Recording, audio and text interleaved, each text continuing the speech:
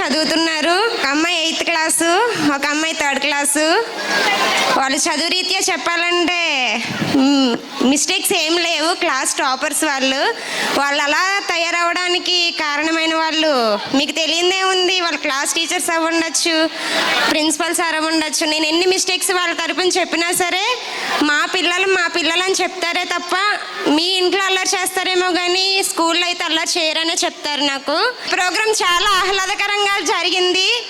పిల్లలు ఎంతమంది అయితే పార్టిసిపేట్ చేశారో వాళ్ళందరినీ ఆ డాన్స్ మాస్టర్ చాలా బాగా తీర్చిదిద్దారు. మీరు చూసే ఉంటారు, వాళ్ళు ఎంత ఏడ్చినా మన స్టేజ్ ఎక్కేసరికి ఏడుపు ఆపేసి వాళ్ళు డాన్సులు చేస్తూనే ఉన్నారు. ఈ క్రెడిట్ మొత్తం డాన్స్ మాస్టర్కే ఇవ్వాలనుకుంటున్నాను. ఎందుకంటే మా పిల్లలు చూసే ఉంటారు లాస్ట్ డాన్స్లో కూడా వాళ్ళు. మా అమ్మాయి అయితే చెప్పడానికి మాటలే లేవు నాకు. నేను వద్దు డాన్స్లో ఉండొద్దన్నా సరే మా డాన్స్ మాస్టర్ నేర్పిస్తున్నారు, నేను చదువుతున్నాను, నువ్వు నన్ను డిసప్పాయింట్ చేయకనే చెప్పింది. కానీ నేనే ఫోర్స్ చేశాను, మీరు డాన్స్ చేయకండి, స్ట్రెస్ అయిపోతున్నారంటే. అటు ఎగ్జామ్స్లో క్వాలిఫై అయ్యారు, ఇటు డాన్స్లో క్వాలిఫై అయ్యారు.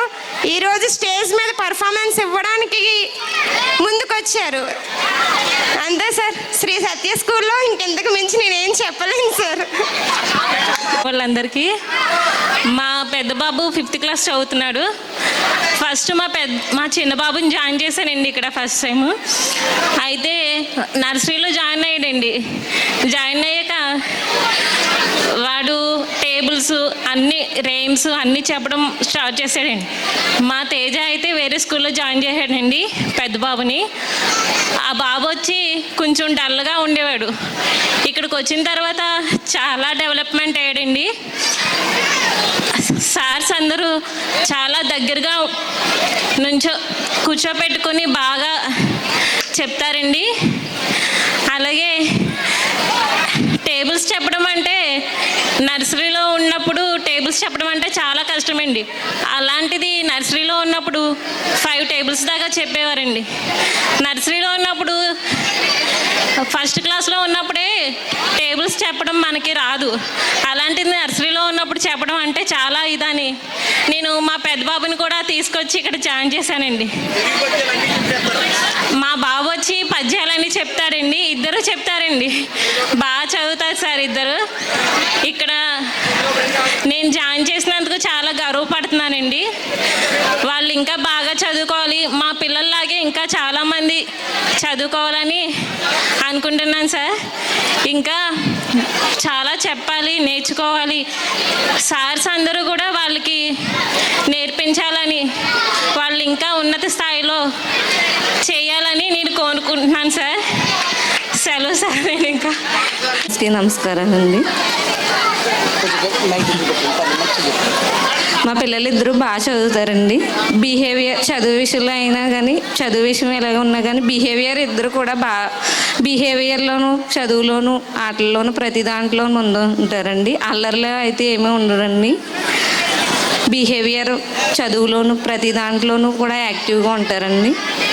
టీచర్స్, డ్యాన్స్ మాస్టర్ డ్యాన్స్ బాగా నేర్చుకుంటున్నారండి. డ్యాన్స్ ఈరోజు వండర్ఫుల్ బ్యూటిఫుల్గా చాలా బాగా జరిగిందండి. సూపర్. థ్యాంక్ యూ అండి. నీరు నీరు నీరు రైతు కంట నీరు చూడనైన చూడరెవ్వరు గుండెలన్నీ వీడు ఆశలన్నీ మోడు ఆదరించు నాదుడెవ్వరు